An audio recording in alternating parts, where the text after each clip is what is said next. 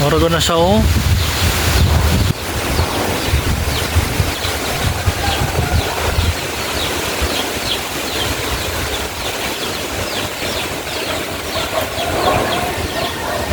Kusog kayo. Awang dag-on rin sa bukid.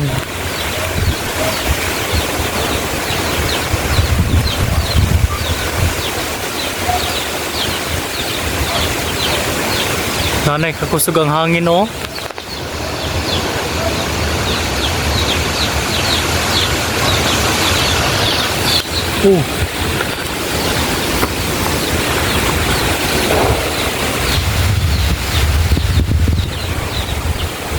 Tira bang tungura sa atop? Ang mangga. Tapay mahogani.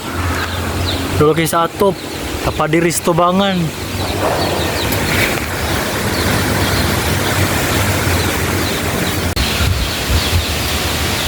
Hindi man kayo makita ang kaluhagon.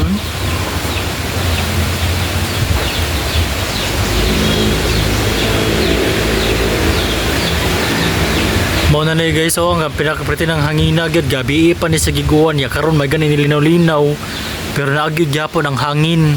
Atong makita diri sa video ang yang kahanginan gyud nga nasa palibot anay katong tino nga ang hangin nasa babaw. Karon ang bagyong Wilma ang hangin kay naagid sa ubos. Daan pa ni gabi kato sige na uguan pero karon nga daytime na dili na wala na kay siya gauwan pero dag-om kaayo labi na sa bukid pero kusog gyud ang hangin.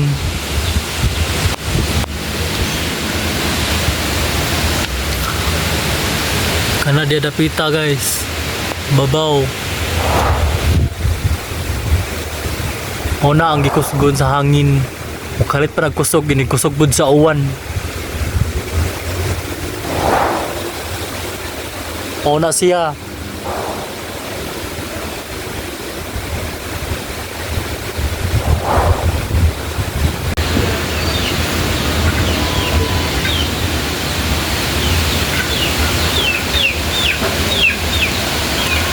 Tino-tino rin kung kamera noon nito mabili siya kamera basta daytime lang yun.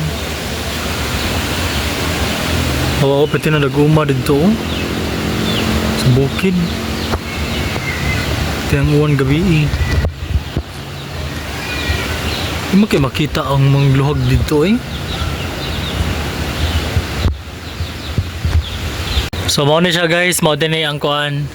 Ang agi din diri sa Bagyong Tino, diri ang agyanan sa baha kilid ni sa amua.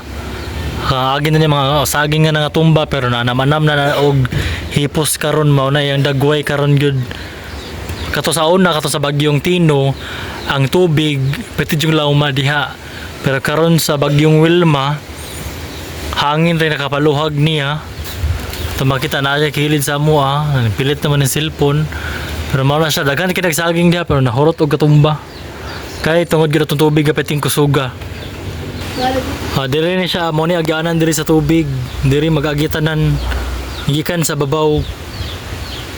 Naguba na gani ni diri.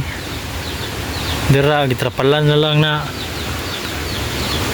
Unya mo siya agi dira sa Bagyo. Basta pa diri Nicolamos sa Bagyong Tino. Sarang mangga ha. Na karon sa Wilma arang-arang kay dili kayo kusog pero sigya pug hangin pero hayag-hayag na gamay.